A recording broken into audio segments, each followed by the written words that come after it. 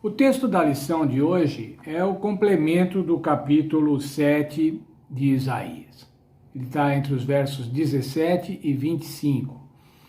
E ele fala quais as terríveis consequências de Acaz não aceitar a ajuda de Deus, ou de Acaz ir buscar a ajuda de um rei ímpio, a ajuda de Tiglat-Pileser III, o rei da Assíria.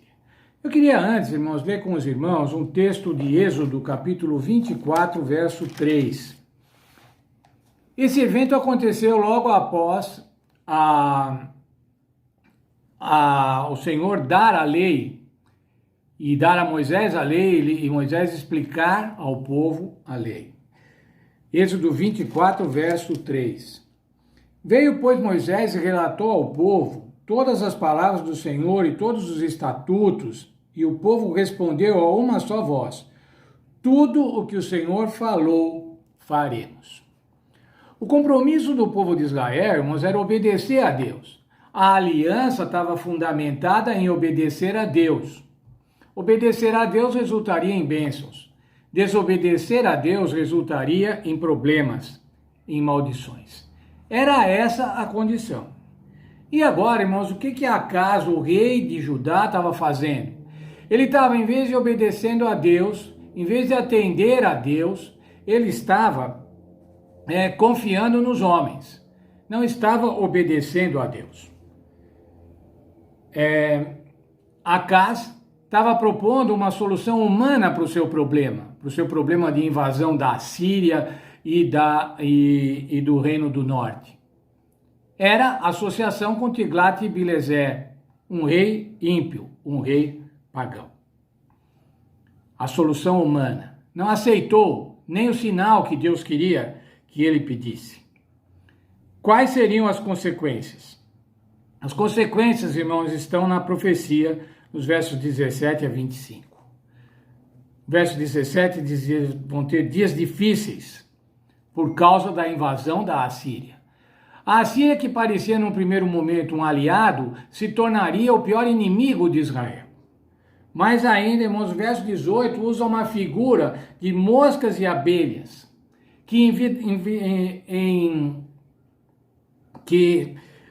viriam sobre o país, que invadiriam o país. As moscas representando o Egito etíope, e as abelhas representando a Assíria. Assim como esses insetos, irmãos, eles invadiriam cada cantinho. Como quando você tem moscas num determinado lugar, elas vão em todos os cantos, em todos os buraquinhos. Isso significava que a invasão assíria seria em todo o país.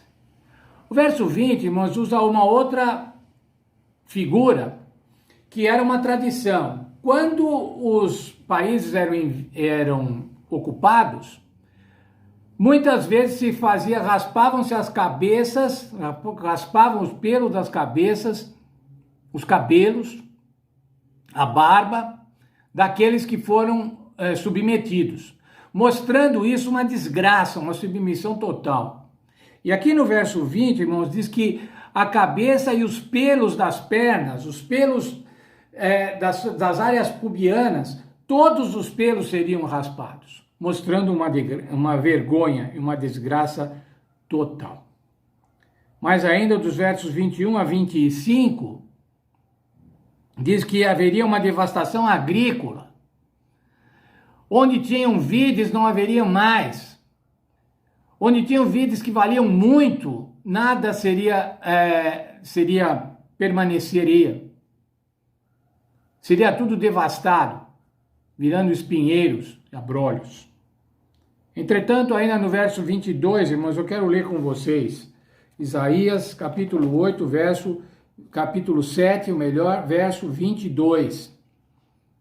Por causa da abundância de leite que eles hão lhe dar, comerá manteiga e mel, comerá todo aquele que ficar de resto no meio da terra. Haveria um resto que ficaria no meio da terra. E esse resto seria abençoado, ainda que a agricultura fosse devastada eles teriam pelo menos uma vaca nova e 2 ovelhas que produziriam mel, que produziriam leite, que produziria a coalhada, que era o alimento deles. Bem, Acas foi avisado de tudo isso, mas quais foram as suas atitudes?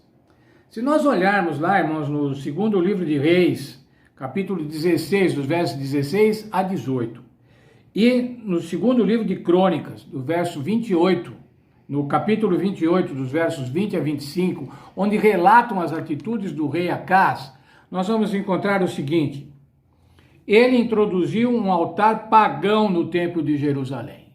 Quero ler de novo com vocês Êxodo 24, ou melhor, Êxodo 20, verso 23.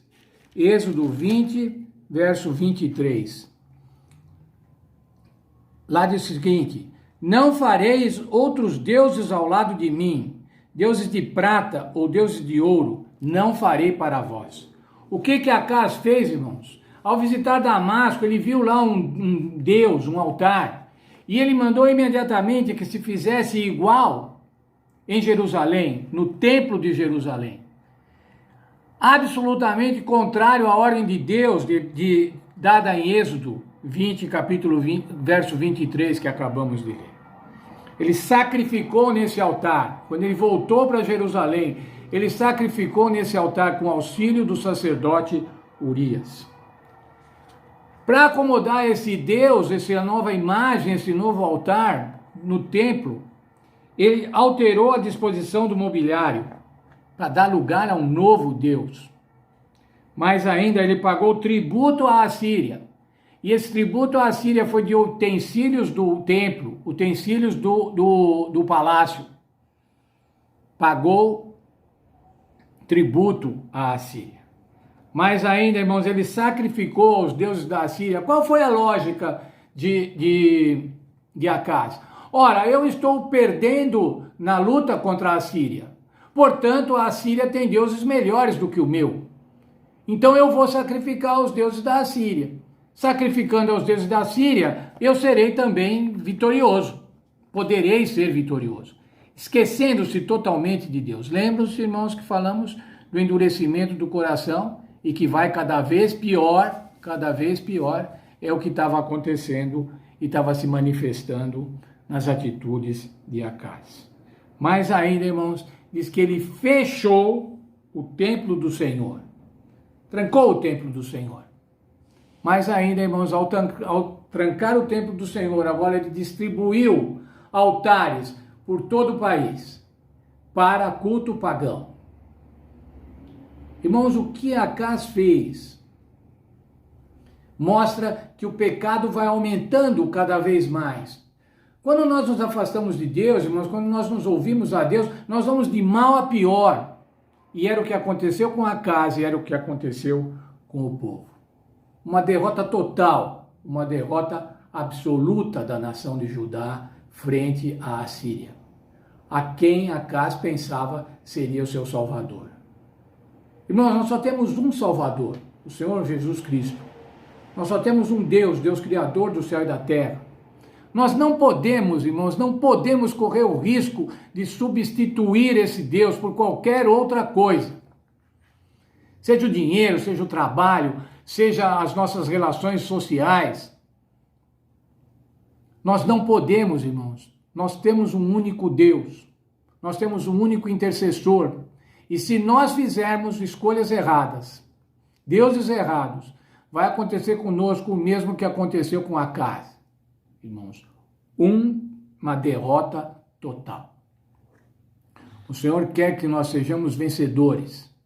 Sejamos mais que vencedores em Cristo Jesus. Que Deus nos abençoe e que a gente possa manter essa fidelidade ao Senhor Jesus, para que sejamos vencedores e, por fim, tenhamos a vida eterna.